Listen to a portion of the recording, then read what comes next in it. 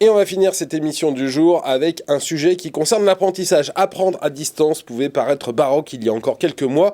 Aujourd'hui, ça l'est évidemment beaucoup moins. Notre prochain invité a la conviction que c'était une très bonne idée, et ça depuis longtemps. Regardez. Jean-Marie Cogniet, bonjour. Bonjour Jérôme. Vous êtes le cofondateur et le PDG d'Ubicast. Il y a donc presque 15 ans maintenant, vous avez pressenti que la vidéo en ligne pouvait aider à transmettre des connaissances. Exactement. En fait, l'idée, c'était de pouvoir numériser une formation, un cours, une conférence telle qu'elle est donnée pour qu'on élargisse les murs d'une salle de conférence, d'une salle de classe, pour que ça puisse profiter à plus de monde et surtout qu'on puisse revoir pour mieux ancrer les messages qu'on nous transmet. Alors, Ubicast, c'est pas simplement une plateforme qui transmet des conférences ou des cours en ligne. C'est, si j'ai bien compris, un vrai outil que vous mettez au service de ceux qui ont envie de transmettre des savoirs. Oui, complètement, puisque c'est avant tout une plateforme vidéo privée, une sorte de YouTube privé avec des fonctionnalités pédagogiques pour qu'on apprenne mieux, qu'on ancre mieux les connaissances.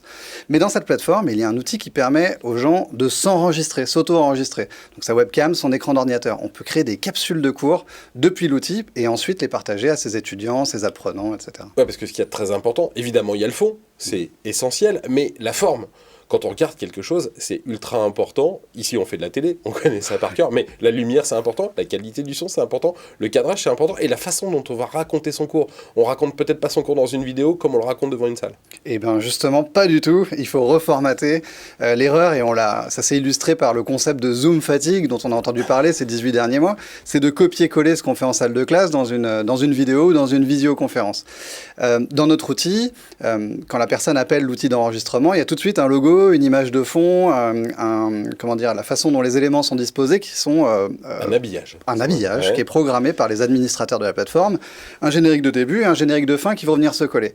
Ce qui fait que l'enseignant ou le formateur ne se préoccupe pas de ces choses-là, à lui de se concentrer sur son expertise, à savoir le fond, le contenu. Et sur sa narration, parce qu'on ne peut pas faire des vidéos d'1 h 30, les gens ne les regardent pas, il faut être assez sincère. Est-ce que vous les aidez aussi à finalement changer de mode de narration, à faire des modules plus courts, à peut-être terminer sur quelque chose qui donne envie de regarder le prochain épisode comme une série? Alors, nous, on leur donne des indications, des aides, mais finalement, les gens qui les accompagnent, par exemple dans une université, c'est des équipes d'ingénierie pédagogique. C'est ces gens-là qui vont les aider à reformater leurs cours pour le digital, le numérique.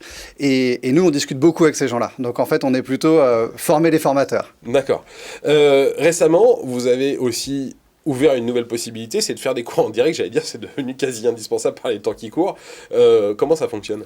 Alors typiquement, on l'a vu ces derniers mois, quand on a une moitié de classe qui est dans un amphi et l'autre moitié qui est chez elle, le faire dans une solution de visioconférence, pas toujours évident. Quand on a 300 étudiants à distance, parce que c'est un amphi de 600 places, c'est pas forcément évident. Notre plateforme fait du live streaming, donc de la diffusion en direct, pour des larges audiences. Et ça a été beaucoup utilisé par nos clients de l'enseignement supérieur ces derniers mois. Est-ce que vous utilisez dans ces cas-là plusieurs caméras, ou est-ce que c'est simplement une caméra fixe? Parce que là aussi, maintenant, on a des standards.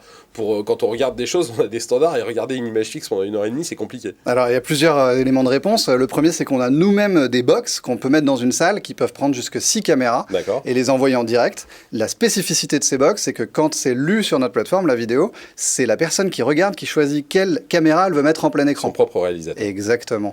Mais après, on a aussi des ponts et des connecteurs avec toutes sortes de box qui existent pour qu'elles viennent s'appuyer sur notre serveur de diffusion en direct pour diffuser largement le contenu. Ah bah voilà l'histoire d'un secteur en plein développement. Merci beaucoup Jean-Marie Cogniet d'être venu nous raconter tout ça aujourd'hui sur Demain TV.